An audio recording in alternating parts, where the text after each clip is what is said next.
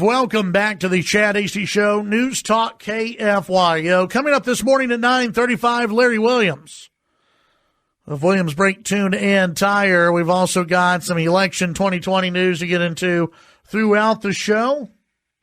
Joining us on the phones this morning, we've got Stephen Rogers, former police detective lieutenant, former senior officer for the FBI National Joint Terrorism Task Force in Washington, D.C., joining us. And, Stephen, good morning. How are you today?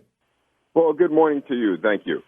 Well, I appreciate you joining us, and it's very timely that we have you on today with all the discussion over defunding the police and the protest that broke out last week. I guess we'll start with the idea behind defunding the police and where the more radical element is within that movement of completely disbanding. You see in Minneapolis, they want to disband the police department.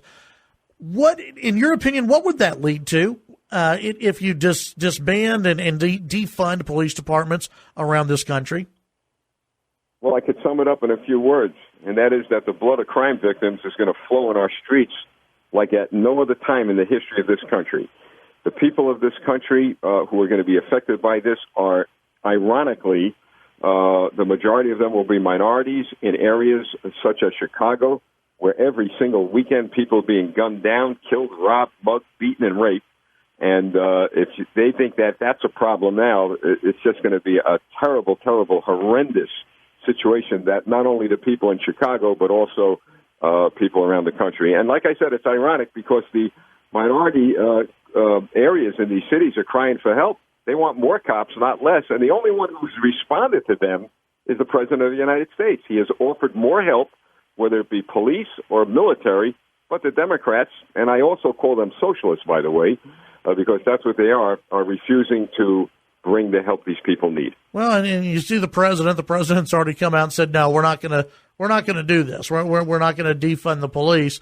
You've got Joe Biden on the other side, who he has, and I'll give him a little bit of credit. He has said, no, we're not going to do it. But I got to be honest with you. You see so many members of the Democrat Party. I mean, this is an idea that went from quote unquote fringe to mainstream within hours. I mean, Kamala Harris is in favor of defunding portions of the Los Angeles Police Department, which seems like a really bad idea.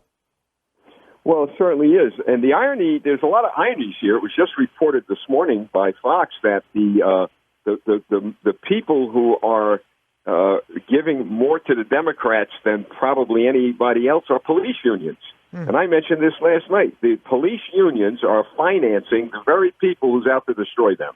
And so they've got to clean up their act, and they've got to get these people out of office. Bad idea. Manufacturing plants are now leaving Minneapolis. Houses are up for sale. And here's something else to think about. Before the coronavirus, it was very, very difficult for police departments to recruit people into their police departments. The police academies are virtually empty.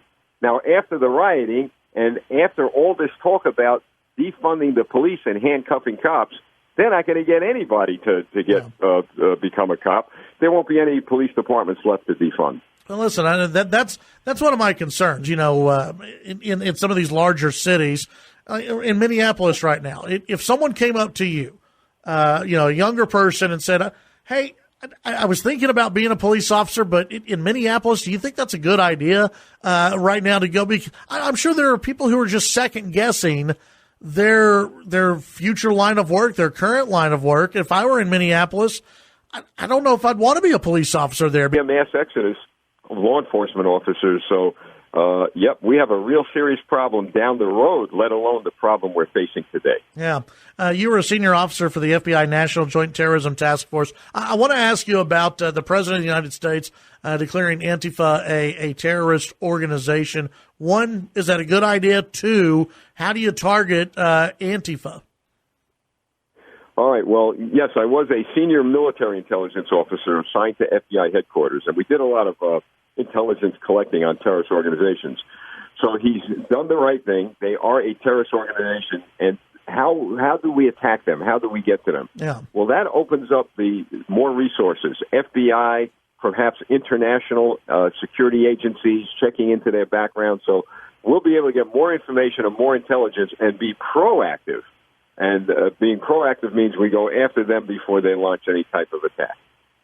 Well, that's a good thing. And I think that, do you think that what we saw a lot of during the riots that broke out, it were two different groups? It was the folks who they wanted to have a peaceful demonstration, and then quote unquote outside groups that infiltrated mainly at night?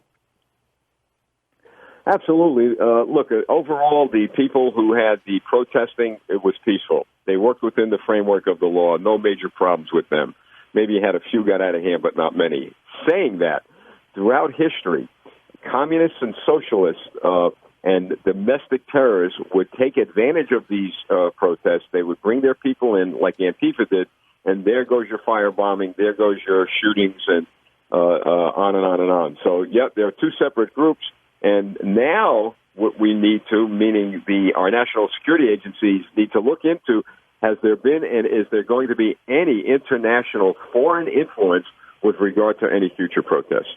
I know the Senate is looking at doing police reform, and it's funny. I've had some listeners who have asked me, okay, well, do Democrats really want to defund the police, or do they want to reform the police? Well, if you listen to Republicans are talking about reforming. Do there need to be reforms out there? The Democrats are talking about defunding the police, and these activists are talking about defunding the police. What do you think are some reasonable reforms that can be made, or is this something that can be done on a nationwide level? Well, this is the same old song with just a different set of singers. I heard this in the 60s, 70s, 80s, 90s. The fact of the matter is there doesn't need to be national reform. Each and every individual police department will have to take some measures based on the problems they're facing their community in order to address these issues. And I'll give you a perfect one. We need to go back to community policing methodologies. It worked in the 90s. It built great relationships between the people and the police. And one big reform we need is to really get the clergy involved. Get the ministers, the priests, the rabbis. Get the ministers involved to do two things: help bridge the gaps and create partnerships between the police and the people, and to help police officers through police chaplaincy programs where they, too, could seek out some spiritual guidance. So all of that would be very helpful, and that would be a positive reform for everyone. Yeah. Stephen Rogers, appreciate your time today and the insight that you could share with the audience, and we'll talk with you later on. You're very welcome. Thank you. Thank you. That's Stephen Rogers. Former police detective lieutenant, also senior military official with the FBI National Joint Terrorism Task Force in D.C.